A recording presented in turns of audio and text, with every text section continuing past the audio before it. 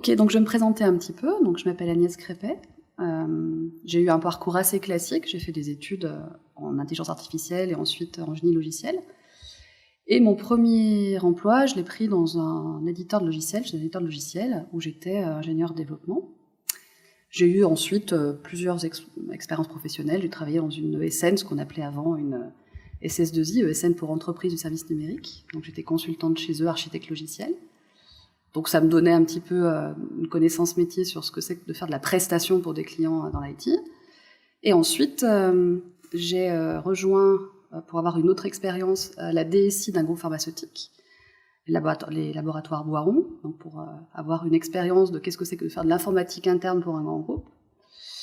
Voilà, et donc ça c'était 10 ans de ma vie professionnelle.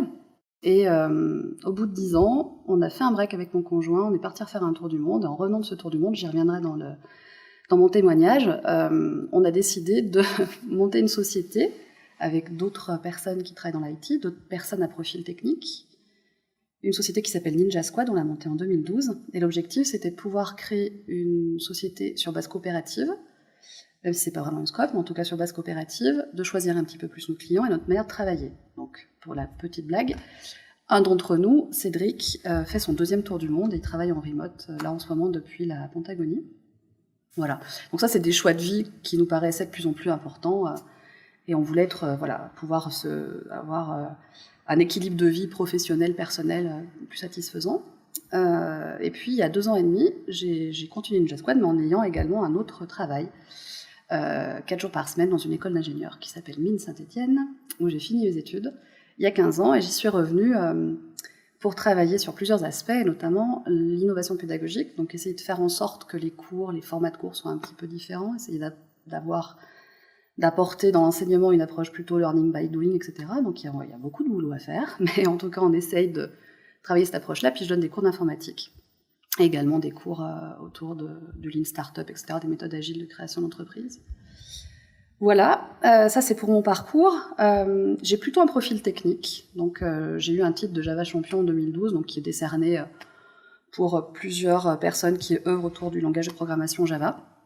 Je suis la seule française, donc ça montre encore qu'il y a quand même peu de femmes représentées dans les métiers techniques, et on est quand même peu de femmes Java Champion dans le monde, hein, voilà. J'ai pas compté exactement, mais je pense qu'on doit être entre 5 et 10%, voilà. Et il y a à peu près 8 ans, en 2010, j'ai rejoint une association qui s'appelle Duchesse France et qui existait ailleurs, notamment qui est née aux Pays-Bas, et dont l'objectif était de promouvoir la visibilité des femmes techniques dans l'IT. Donc ça consiste à typiquement aller dans les écoles, montrer que les ingénieurs en développement ou les techniciens en développement, c'est pas forcément que des hommes blancs de 30 ans, etc. Donc on essaie de promouvoir cette diversité, parce qu'on pense qu'elle est importante, de montrer des rôles modèles dans l'IT pour des jeunes filles qui ont envie de se lancer là-dedans. On fait aussi du coaching, donc tout ça c'est bénévole, hein, mais on fait du coaching de jeunes filles ou de moins jeunes filles qui veulent se lancer pour être speakers dans des conférences informatiques. Voilà, ce genre d'action qu'on essaye de faire. Parce qu'on est persuadé que la mixité est importante dans l'IT. Et il y a quand même un truc qui m'a assez impressionné, c'est que dans mon tour de monde dont je parlais tout à l'heure, il y a vraiment des pays et des cultures où les femmes sont beaucoup plus représentées. Dans le tour du monde, je suis allée donner des cours d'informatique en Indonésie. Et là, j'ai vraiment rencontré des gens incroyables, des filles incroyables. Et les cours que je donnais, j'avais une belle parité, quoi. Les cours techniques informatiques que je donnais, on avait une belle parité hommes-femmes. Donc je pense qu'on doit aussi s'inspirer de différentes cultures. La diversité, donc pour moi, c'est quelque chose d'important. J'ai aussi cofondé une conférence bénévolement qui s'appelle Mixit, qui a lieu sur Lyon, qui réunit 700 personnes, où on essaie de travailler la diversité des publics et la diversité des speakers, un peu sur le modèle des alterconf aux États-Unis. On essaie de faire en sorte que voilà, plusieurs types de speakers soient sur scène. Voilà. Et pourquoi, en fait, je pense qu'il y a des difficultés dans notre pays, en tout cas dans nos cultures occidentales, à ce que les femmes accèdent aux métiers techniques, c'est que je pense qu'on est bourré de stéréotypes dans notre culture. Moi, je me souviens qu'ado, les Linux Mac que je pouvais lire, etc., c'était quand même très pour les garçons, quoi. On représentait tout le temps les femmes en tenue dénudée, etc.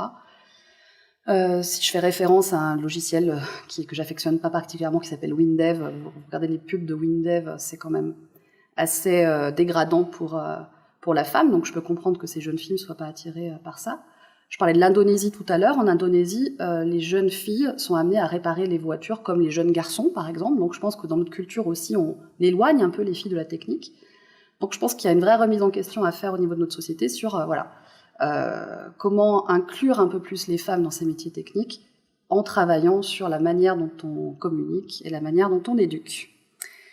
Je pense qu'il y a beaucoup de femmes aussi qui peuvent être victimes du syndrome de l'imposteur et que c'est typiquement quelque chose qu'on travaille fortement avec Duchesse France pour donner confiance aux filles, de monter sur scène, de live coder, etc. C'est des choses sur lesquelles on doit beaucoup bosser parce que ça touche pas que l'informatique, mais je pense qu'il y a beaucoup de filles qui sont victimes de ça. Voilà, en gros, mon leitmotiv final, ce serait de dire aux jeunes filles, allez-y, il y a de la place et on vous attend. Voilà.